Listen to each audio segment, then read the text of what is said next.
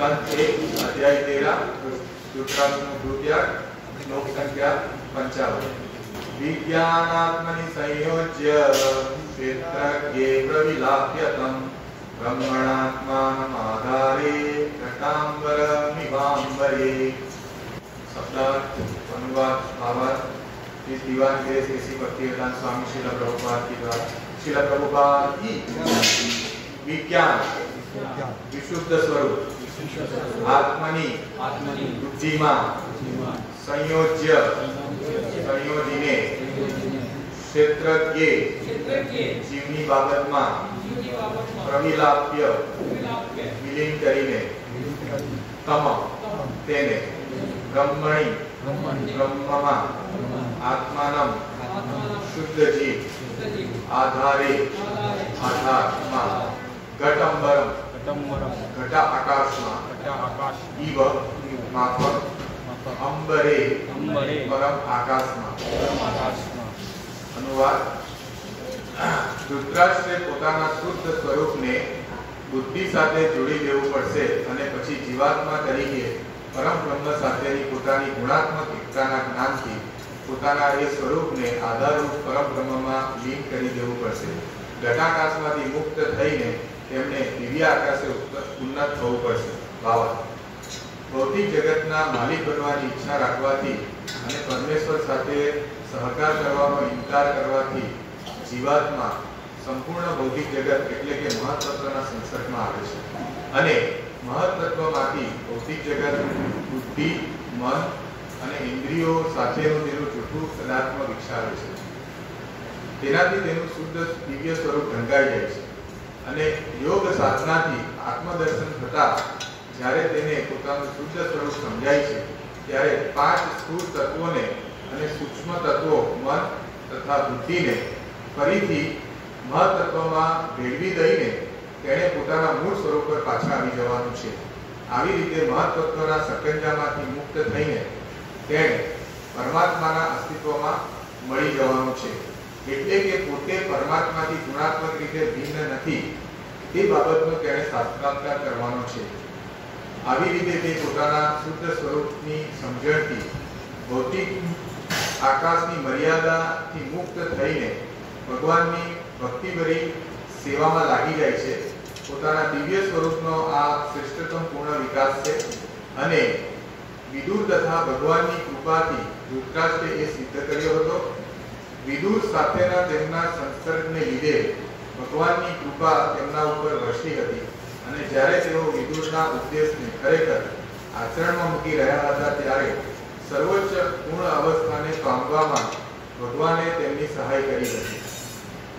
ભગવાનનો શુદ્ધ ભક્ત ભૌતિક આકાશના કોઈપણ ગ્રહ પર રહેતો નથી કે તે કોઈપણ ભૌતિક તત્વના સંસર્ગની પણ અનુભવતો નથી।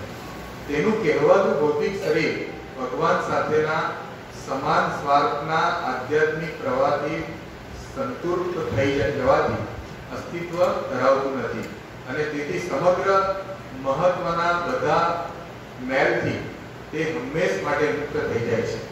તે હંમેશા દિવ્ય આકાશમાં હોય છે કે જે પોતાની ભક્તિના પ્રભાવે કરીને સપ્તદા ભૌતિક આવરણો પર થઈને પ્રાપ્ત કરે છે। બદ્ધ જીવો આ આવરણોની અંદર હોય છે જ્યારે મુક્ત આત્મા આવરણથી પર હોય છે। ઓમ અજ્ઞાનતિમિરાધસ્ય જ્ઞાનાંજન શલાકયા ચક્ષુરુન્મિલિતમેન તસ્मै શ્રીગુરવે નમો વિષ્ણુપાદાય કૃષ્ણપૃષ્ઠાય ભૂતલે શ્રીમદ્ભક્તિવિકાસ સ્વામિને नमो विष्णुपादाय कृष्णपृष्ठाय भूतले श्रीमद्भक्तिवेदांत स्वामिने नमस्ते सारस्वते देवी गौरवाणी प्रचारिणे निर्विशेष शून्यवादी पाश्चात्य देशकाले। जय श्री कृष्ण चैतन्य प्रभु नित्यानंद श्री अद्वैत गदाधर श्रीवासादि गौर भक्त। हरे कृष्णा कृष्णा कृष्णा हरे हरे हरे राम राम राम हरे। तो આપણે જોયું કે અધ્યાય 13 ધૃતરાષ્ટ્રનો કૃત્યાગ જેમાં ક્રમશઃ ધૃતરાષ્ટ્રને પાત્ર બનાવીને વિદુરજીએ ઉપદેશ આપ્યો છે અને શ્રીલ પ્રભુપાદજીએ એના ભાવાર્થથી આપણે સમજાવ્યું છે કે કેવી રીતે ક્રમશઃ આપણે પણ જે રીતે આપણે ઘેરાયેલા છે ભૌતિક આસક્તિઓથી, તો આપણે પણ કેવી રીતે મુક્ત થઈ શકીએ. અને ધીરે ધીરે વિદુરના ઉપદેશ પછી હવે નારદજી સમજાવે છે કે ભૌતિક જીવ કેવી રીતે આ ભૌતિક જગતમાંથી પર થઈને મુક્તિ પામી શકે.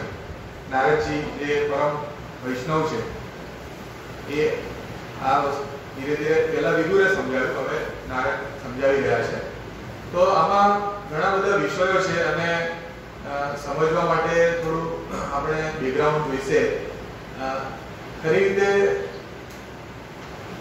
ભૌતિક પ્રકૃતિ કેવી રીતે કાર્ય કરે છે, જીવાત્મા કેવી રીતે દૂષિત થાય છે ભૌતિક પ્રકૃતિમાં આવીને, જીવાત્માની સ્થિતિ ભૌતિક પ્રકૃતિમાં દૂષિત થઈ જાય છે અને એમાંથી કેવી રીતે પોતાની જાતને મુક્ત કરી શકે તેના વિશે આ શ્લોકમાં સમજાવ્યું છે. અને ખાસ કરીને ભક્તોની કૃપા જરૂરી છે. પ્રોસેસ પણ સમજાવી છે કે કઈ પ્રક્રિયા કરવાથી ભૌતિક જીવ આ ભૌતિક જગતમાંથી પર થઈ શકે છે અને એના માટે કેવી રીતે કૃપા જે છે વૈષ્ણવની એ ઉપયોગી થાય છે, પ્રમાણભૂત થાય છે, એ વિશે સમજાવ્યું છે. અને છેલ્લા શ્લોક પેરેગ્રાફમાં પ્રભુપાદજી લખે છે કે મુક્ત જીવાત્મા જે ભક્ત છે, ભક્તિનો મહિમા સમજાવ્યો છે. અને જે ભક્ત છે એ ભૌતિક કોઈ પણ જાતના કોઈ પણ ગ્રહો કે જે ભૌતિક જગતના આવરણમાં છે ત્યાં રહેતો નથી. એ સદા માટે ભગવાનના નામમાં પાછો ફરે છે.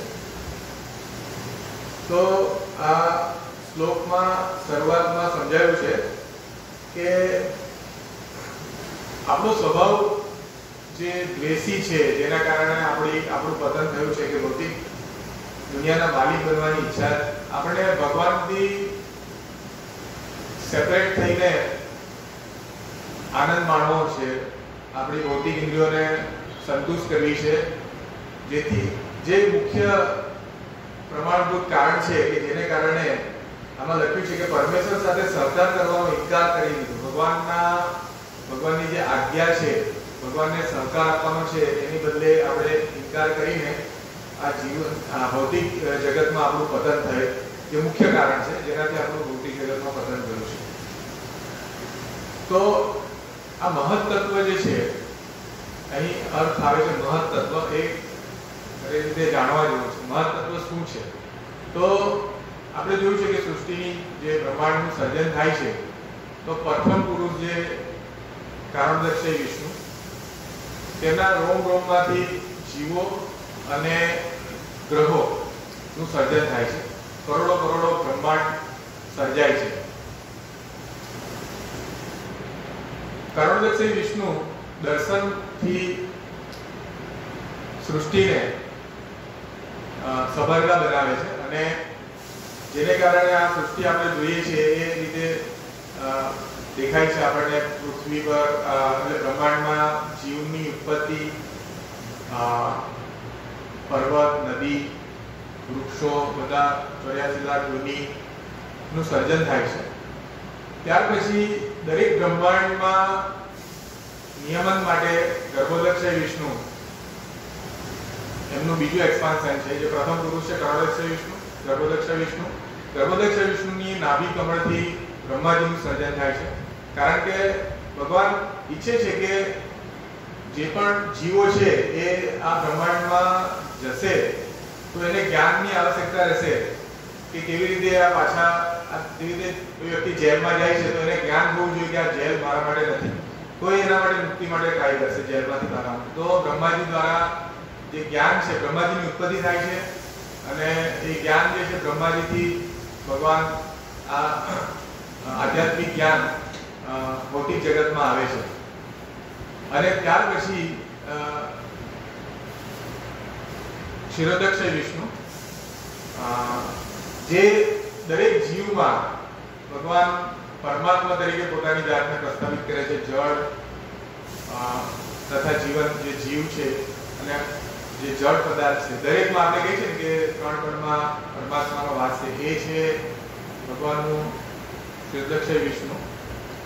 તો આ રીતે આખું હવે મહત્તત્વ જે છે એ ભગવાન એક જથ્થો છે, જે ભૌતિક પદાર્થનો જથ્થો છે કે જે સૃષ્ટિના સર્જન માટે મહત્તત્વનું નિર્માણ થાય છે.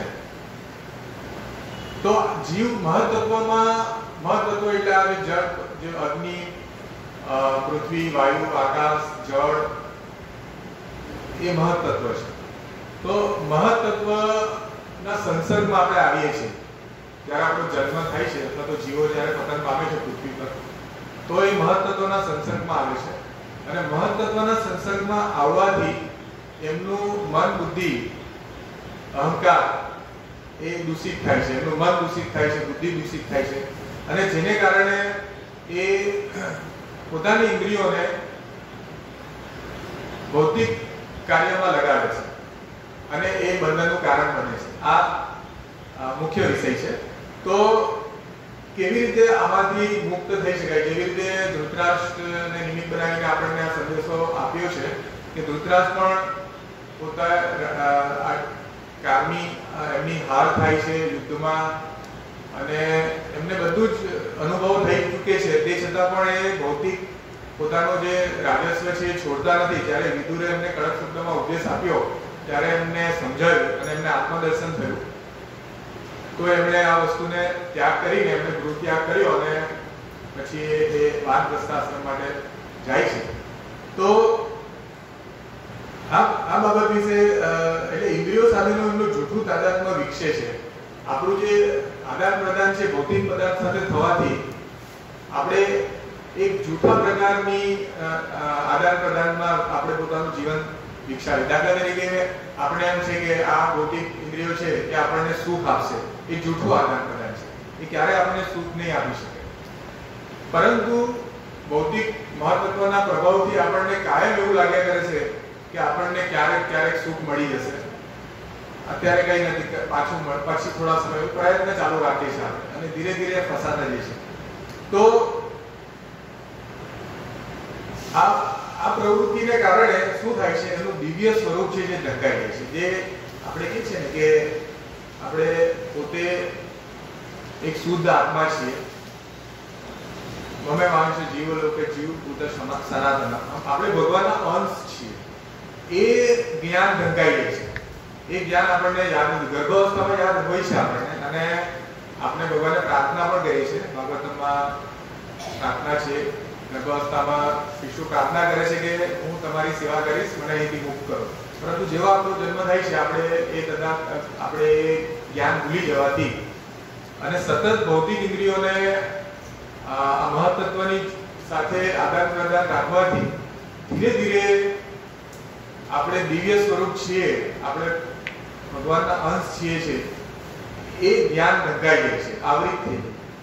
અને એને કારણે આપણે દુઃખો ભોગવીએ છીએ ભૌતિક જગતમાં.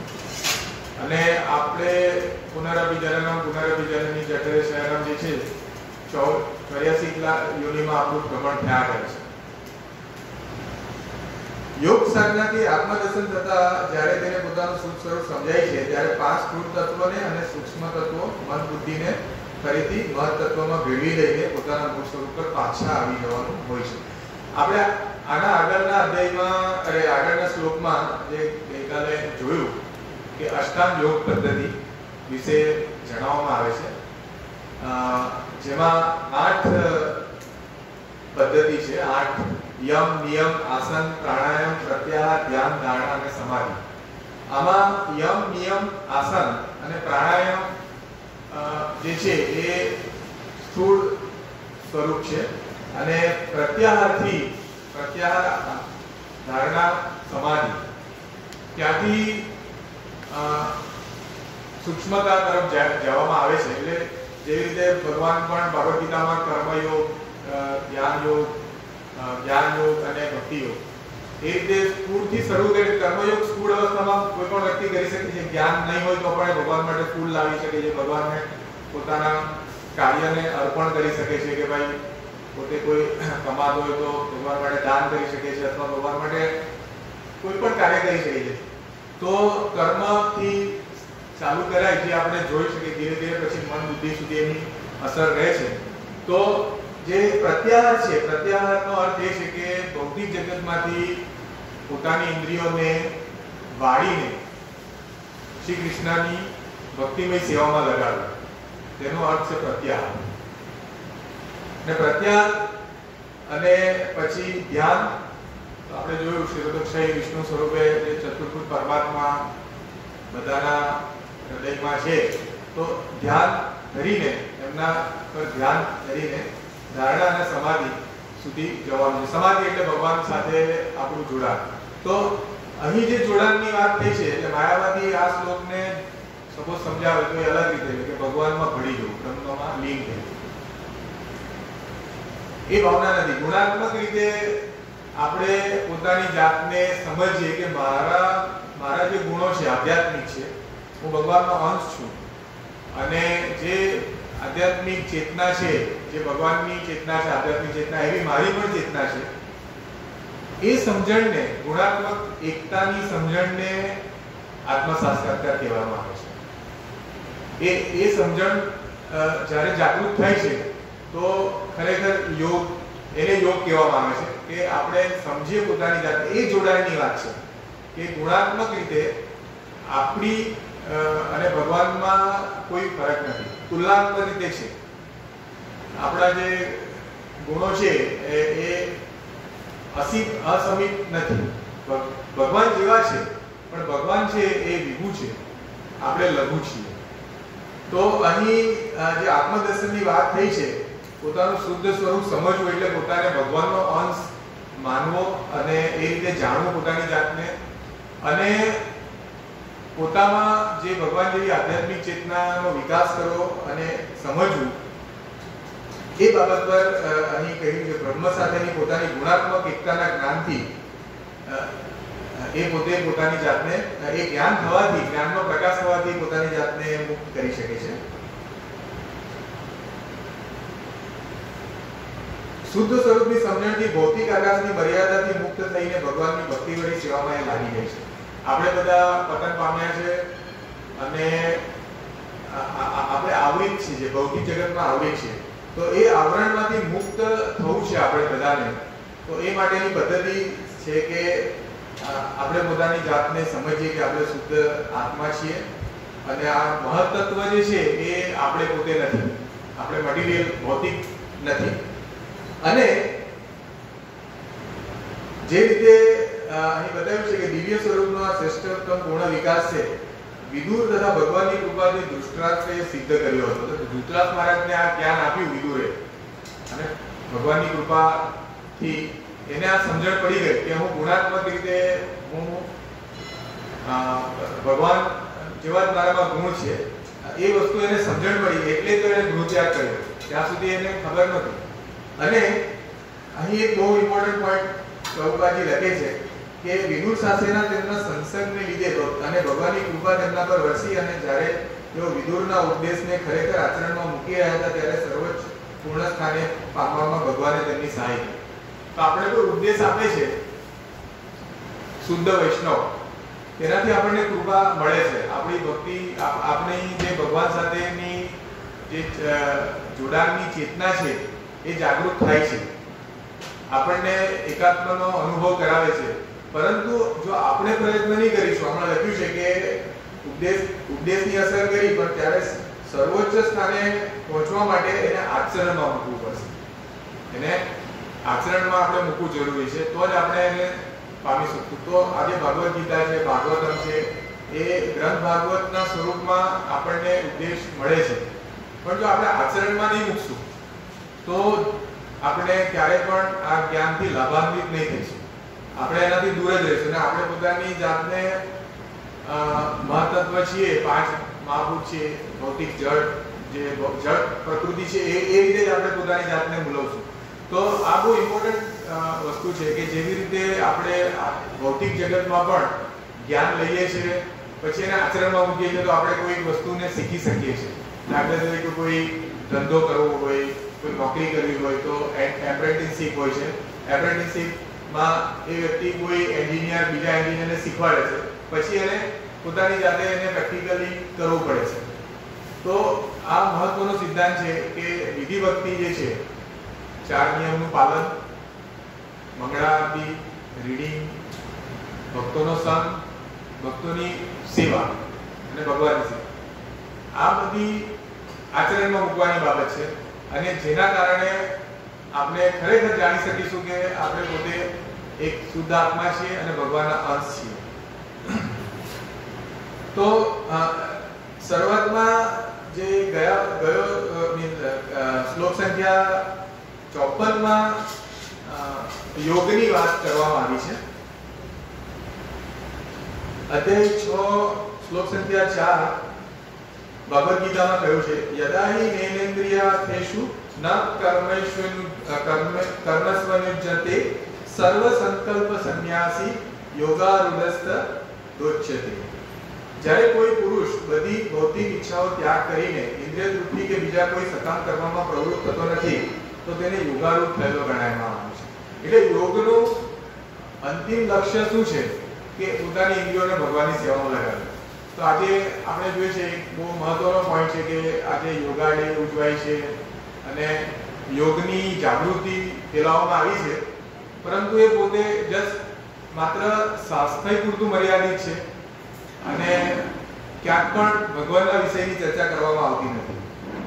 તો ખરેખર જો યોગનો પ્રચાર કરનારા ને જોવું જોઈએ કે તમે માત્ર ને માત્ર ભૌતિક જે પદાર્થ છે એનો પ્રચાર કરી રહ્યા છો અને એની સ્વાસ્થ્ય માટે જ કાર્ય કરી રહ્યા છો, પરંતુ આત્મા અને મન માટે કોઈ કાર્ય કરી રહ્યા નથી. એટલે આ બહુ મહત્વનો વિષય છે. જ્યાં સુધી આજે આપણે જોઈએ છે, રોજ જ આપણે વાંચીએ છીએ ન્યૂઝમાં કે બાળકો સાથે લોકો આત્મહત્યા કરતા થઈ ગયા, બાળકોને બી ઝેર જોડાય છે, પોતે બી મરી જાય. કારણ કે આત્માના લેવલ પર કોઈ ચિંતન નથી અને લોકો પોતાની આઈડેન્ટિટી ભૂલી ગયા છે અને એ લોકોને એ વિચાર આવે છે કે આ ભૌતિક જગતમાં મારું શું થશે, જ્યારે એમને ખરેખર સમજવું જોઈએ કે આપણે આત્મા છીએ, આત્માનો નાશ થતો નથી. ભગવાને આપણને સુંદર જે બધી ઇન્દ્રિયો આપી છે એને આપણે ભગવાનની સેવા લગાવીને સંતુષ્ટિ પામી શકીએ છીએ, એ વિષયનું એમને જ્ઞાન ન હોવાથી કાયમ અસંતુષ્ટ રહીને છેલ્લે આવું પગલું ભરે છે. તો આપણે એ વસ્તુ છે કે આપણે જે બધું જે કરીએ છીએ એ માત્ર ને માત્ર ભૌતિક લેવલ પર થઈ રહ્યું છે. જે પણ કાર્ય થઈ રહ્યા છે, રાજનીતિક, સામાજિક, આર્થિક, તો આ બહુ મહત્વનો વિષય છે. કૃષ્ણને ભૂલીને આપણે જે બધી એક્ટિવિટી કરી રહ્યા છે તેનો એ શ્રમ એવહી કેવલમ, એમાં કોઈ ઉપજ થવાની નથી. જેવી રીતે મહારાજના છેલ્લા પ્રવચનમાં જે દેશોમાં આવ્યું, મહારાજે બહુ સુંદર વાત કરી કે પ્રભુજી ભક્તિ વિકાસ સ્વામી મહારાજ કે કર્મ કોઈને છોડતો નથી. આપણે કીટકનાશક વાપરીને ગ્રીન રેવોલ્યુશન લાવ્યા કે જેથી વધારે ઉપજ થાય, પાક વધારે થાય. આજે આપણે કેન્સર થઈ જાય છે એના કારણે કીટનાશક અને યુરિયાના ઉપયોગને કારણે. આપણે કીટનાશક વાપરીને કરોડો જીવનો નાશ કરી નાખ્યો. તો હવે આપણો પણ નાશ થશે કેન્સરને કારણે. તો આપણે જ્યાં સુધી મટીરીયલ લેવલ પર રહીશું ત્યાં સુધી કોઈ પણ જાતની આપણે બચવાની કોઈ આશા નથી. અને આપણે ખરેખર બચવું હશે તો આપણે પરમ જ્ઞાન જે છે, એટલે આપણી નમ્ર વિનંતી છે જે પણ સામાજિક કાર્યકરો જે સાંભળે છે કે સાંભળશે આ, કે ખાસ કરીને અને જે નેતાઓ છે કે જે પણ લાગેલા છે આર્થિક વિકાસ માટે, સામાજિક, કૃષ્ણ વગર, શ્રીમદ ભાગવતમ અને ભાગવત ગીતાના અનુભવ અને જ્ઞાનના નિચોડ વગર, કૃષ્ણને કેન્દ્રમાં રાખ્યા વગર કોઈ પણ કાર્ય કરવામાં આવશે તો એ ક્યારેય સફળ નહીં થાય. ભગવાન યોગ વિશે ભગવદ ગીતામાં અધ્યાય 6 શ્લોક સંખ્યા 47 જેનો છેલ્લો શ્લોક છે, જે જે સારાંશ આપે છે, યોગાનાભિ સર્વેષાં મદગતેના અંતરાત્મના શ્રદ્ધાવાન ભજતે યોમા સમે યુક્તમતો તમ યુક્તમો મતઃ. બધા યોગીઓમાંથી જે યોગી અત્યંત શ્રદ્ધાથી, એટલે કે અત્યંત શ્રદ્ધા એટલે જે મારા વિષયમાં હંમેશા વિચારે છે અને મારી દિવ્ય પ્રેમા ભક્તિમાં રહે છે, તે યોગ દ્વારા મારામાં યુક્ત હોય છે, તે બધાથી સર્વશ્રેષ્ઠ છે. એ મારો મત છે. તો આખા યોગનું ભગવાન કહે છે, અષ્ટાંગ યોગનું ઊંચું આસન, કેવું આસન હોવું જોઈએ, કેવી રીતે ટટ્ટાર થઈને બેસવું જોઈએ, શું ખાવું જોઈએ, કેટલું ખાવું જોઈએ, બધું જ જે યોગના વિભાગમાં આવે છે એ યોગીએ કેવા હોવું જોઈએ એ બધી માહિતી આપે છે ભગવાન અર્જુનને. અને છેલ્લે કન્ક્લુઝન ભગવાન કહે છે કે યોગનું મૂળ જે છે મૂળ લક્ષ્ય છે કે બધી ઇન્દ્રિયોને છેલ્લે મારામાં પ્રવૃત્ત કરે. તો આ મુખ્ય પોઈન્ટ છે કે ભલે યોગની ઘણા બધા ડિસ્કશન થયા હોય ભગવદ ગીતામાં, ભાગવતમમાં, પરંતુ જે ટીકા ભક્ત લખે છે તો એ ટીકામાં આ વસ્તુ ભક્ત ખરેખર સમજાવે છે. જ્યારે ઘણી બધી ટીકાઓ જે કથાકથિત ટીકાકારો જે લખતા હોય છે, જે ભક્તિના અનુભવથી એ લોકો ભક્તિના અનુભવ નથી કર્યો, એમને ભગવાનનો સાક્ષાત્કાર નથી કર્યો, તો એ લોકો માત્ર યોગ પૂરતા સીમિત રહે છે અને એ લોકોનું મુખ્ય ધ્યેય ભગવાનમાં યોગ દ્વારા ભગવાનમાં પોતાની જાતને અથવા જીવ ભળી જાય છે એ વિષય પર વધારે એ લોકો એમ્ફેસાઇઝ કરે છે. ભગવદ ગીતામાં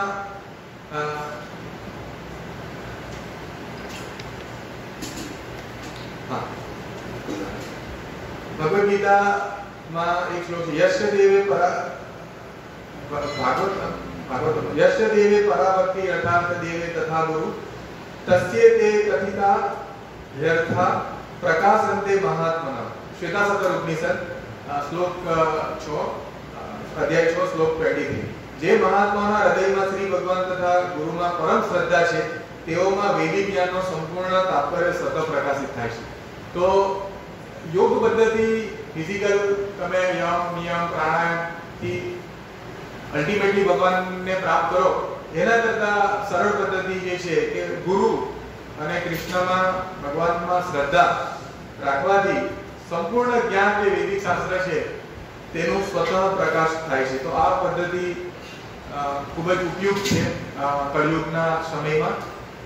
ભગવાન બી કહે છે કે વેદેશુ અહમ એવ વેદ્ય, વેદમાં હું જાણવા લાયક છું.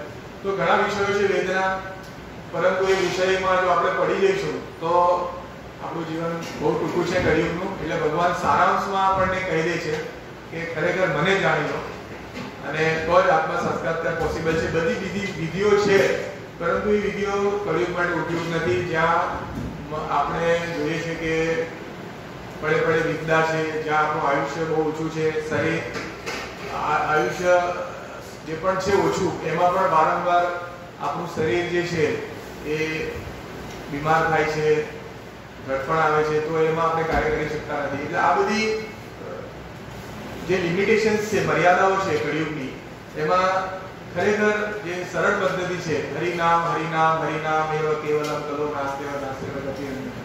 માત્ર હરિનામ કરવાથી, અને જે રીતે સમજાવ્યું કે આપણે પોતે પ્રયત્ન બી કરવો પડશે, હરિનામ અને સેવા, અને ધીરે ધીરે જે ચેતો દર્પણ માર્ગમાં આપણે શુદ્ધ થવું પડશે. જે આ શ્લોકનો ભાવાર્થ છે કે જ્યારે આપણે શુદ્ધ થઈશું તો આપણે પોતાની જાતને ભગવાન સાથે જોડી શકીશું ગુણાત્મક રીતે અને ખરેખર આપણે આનંદની પ્રાપ્તિ કરી શકીશું અને કૃષ્ણ પ્રેમની પ્રાપ્તિ કરી શકીશું. ભક્તની મહિમા સમજાવી છે ભગવાને. ભગવાનનો શુદ્ધ ભક્ત ભૌતિક આકાશના કોઈ પણ ગ્રહ પર રહેતો નથી. અહીં આકાશની વાત છે, ઘટાકાશ અને દિવ્ય આકાશ. ઘટાકાશ એટલે ખોટું આકાશ, ફોલ્સ, જે ભૌતિક આવરણ છે, અને દિવ્ય આકાશ કે જે ભગવાનના આધ્યાત્મિક જગતમાં છે દિવ્ય આકાશ. તો જીવ જે છે એ કેવી રીતે ઘટાકાશને પાર કરીને, જે 7 આવરણ છે એને પાર કરીને, એટલે મહત્તત્વના જે 7 આવરણ છે એને પાર કરીને દિવ્ય આકાશ તરફ પ્રગતિ કરી શકે છે. તો એ ભક્ત જ કરી શકે છે. અને એનું કહેવાતું ભૌતિક શરીર પણ ભગવાન સાથેના સમાન સ્વાર્થના આધ્યાત્મિક પ્રવૃત્તિ લુપ્ત થઈ જવાથી અસ્તિત્વ ધરાવતું નથી.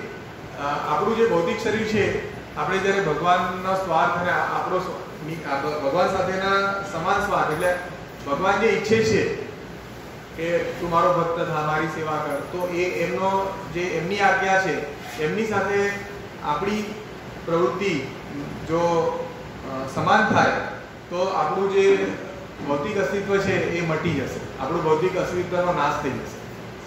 જે આપણે એટલે 84 લાખ યોનિમાં આપણે ફરવું નહીં પડશે. અને આ જે ભૌતિક અસ્તિત્વના બધા મેલથી આપણે મુક્ત થઈ જઈશું. એટલે મેલ જે આપણે જામેલો છે, જે ચૈતન્ય મહાપ્રભુ કહે છે ચેતો દર્પણ માર્ગનો, તો એ રીતે ભૌતિક જગતના મેલથી આપણે મુક્ત થઈ જઈશું અને હંમેશા આપણે પોતાને દિવ્ય આકાશમાં પ્રસ્થાપિત કરી શકીશું. બદ્ધ જીવો આવરણોની અંદર હોય છે, જ્યારે મુક્ત જીવો આવરણથી પર હોય છે. તો છેલ્લી લાઈનમાં પ્રભુપાદજી બતાવે છે કે જે બદ્ધ જીવો છે એ ઘટાકાશના આવરણમાં રહે છે પૂરા જીવન સુધી, અને પછી એમનો જન્મ પણ પાછો આ રીતે જ થાય છે. જ્યારે મુક્ત જીવો છે, મુક્ત જીવો કે જેને આ સમજણ છે, આ જ્ઞાન છે અને ભગવાનની સેવામાં લાગેલા છે, તેઓ આ જે બંધનથી પર હોય છે, ઘટાકાશથી પર હોય છે અને એ દિવ્ય આકાશમાં રહે છે. હરે કૃષ્ણ.